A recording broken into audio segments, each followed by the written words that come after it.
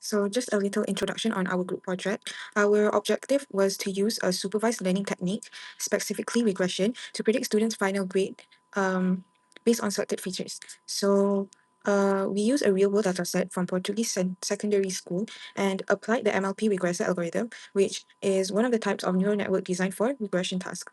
Other than that, the goal of our group project is also to evaluate the model's performance and explore how features like previous grades, age, study time, and parents' cohabitation status will affect the student's academic. Hi, hello. I'm going to briefly explain about the code that we use. For the first section, this is all about importing the libraries related and also getting the file from website. We choose student performance from this website as our dataset, and then for this column, this row, we choose our column of interest, which are the variable that we interested to use. The first one is age, study time, address. P status means parents' status. Failures, absences. G1, G2, G3 means that grade first period, grade second period, and also the final period grade. In this data set, we are trying to see the accurateness of predicting their grade for final exam, depending on their performance on G1 and also G2. This part, we are going to assign data from each until G2 to the column X. If we print, you can see that for X, we have age, study time, address until G2. For Y variable, we are going to assign data from the last column, which is our G3. So you can see that in Y, we have only G3 column. This is because we wanted to predict the G3 result. So we want to see whether our predicted value are similar to the data set. Next, this is the part where we check unique values in the X series, which are from address and also P status. This is because for address and P status, they are categorical values, which mean that there is no number in their data. So as we can see for address, we have U and R, which label for U is urban and also R for rural. Then for parents status, we have A and T represent A for A is for apart and also T for living together.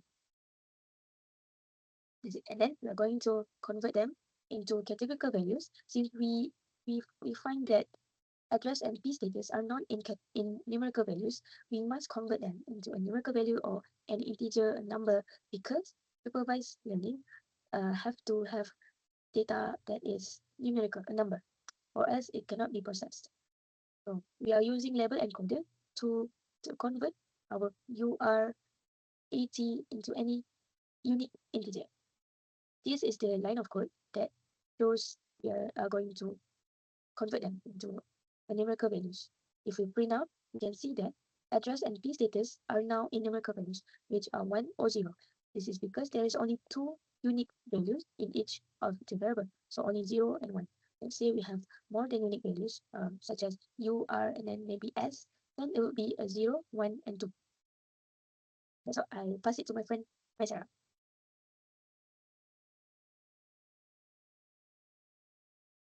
Assalamualaikum warahmatullahi wabarakatuh. My name is Siti Maisara binti Abdul Aziz, and now I'm going to explain the next of the code. So after we convert the categorical values into numerical values, we're going to scale all the features, the input features, and train the neural network. So pipeline allow us to do all these two steps in a simple way. And it helps us to keep everything in order and make sure the same steps are followed every time. So the first thing that we're going to do is to scale all the input features by using the standard scaler.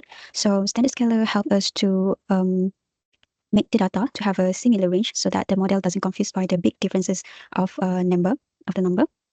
And then we need to train the neural network by configure the MLP regressor. So in this MLP regressor, we define the number of hidden layer and the number of maximum iterations. So for the hidden layer size, we have 3, which is the default number. hidden layer, and each of the hidden layer has 10 neurons, and we set the maximum number of iterations is 1000. So we choose 1000 is because to allow the model to learn from the data completely. So that's how we train the neural network. And next, we are going to perform the k-fold cross-validation. So in this case, our k is 5. So meaning that the model, in this case, it is the MLP regressor, will train 5 times. So here we are using the 3 key metrics, which is the first one is mean. It is stand for mean absolute error. And the second one is MSE, which means the mean squared error.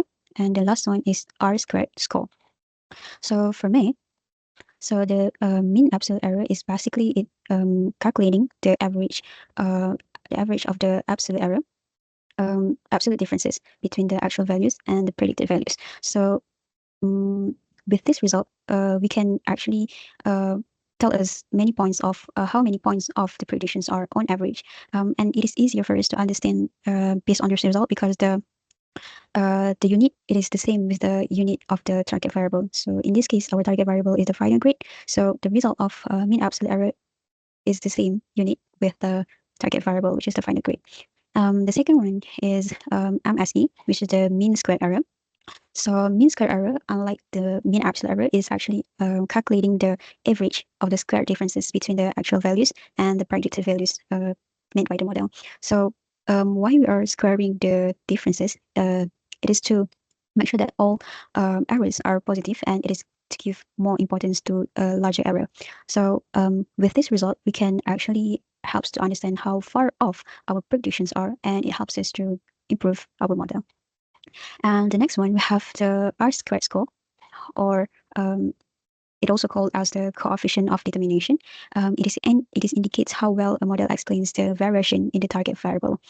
So the data or the result give a value between 0 and 1, but the higher R squared score means a better performance, but it doesn't always mean that the model is perfect, but it actually indicates that the model fits the training data well.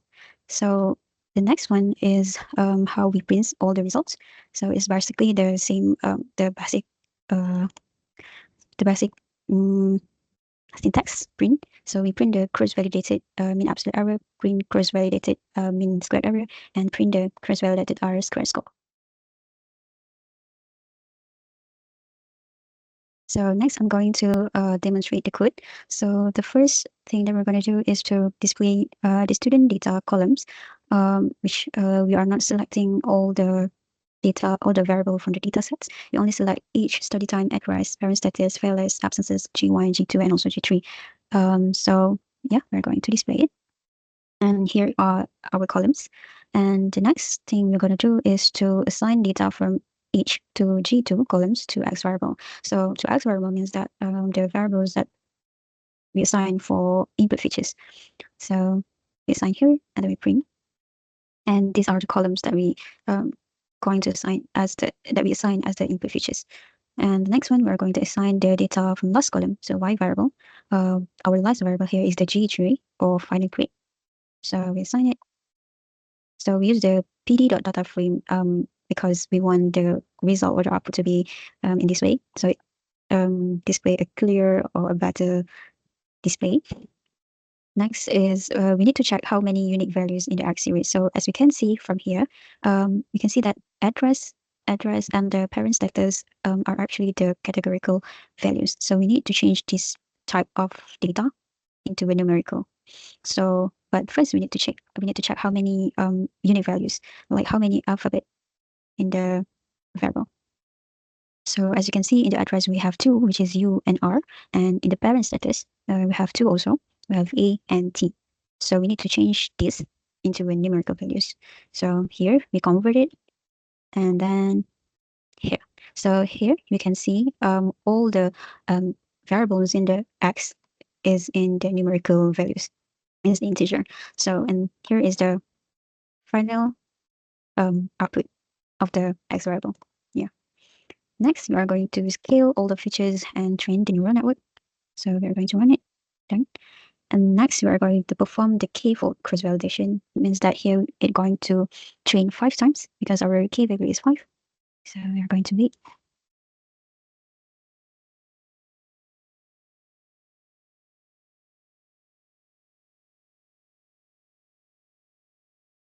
Done.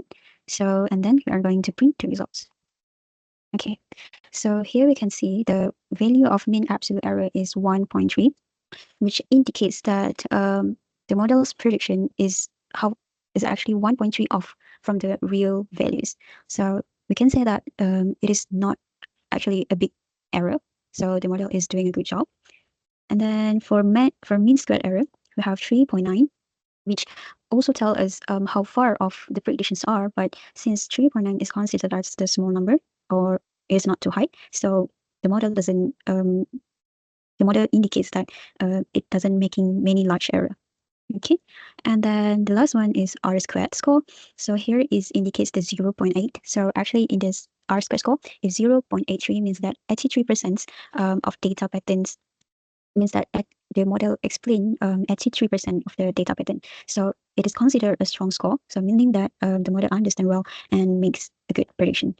So that's all for code demonstration from me. So thank you.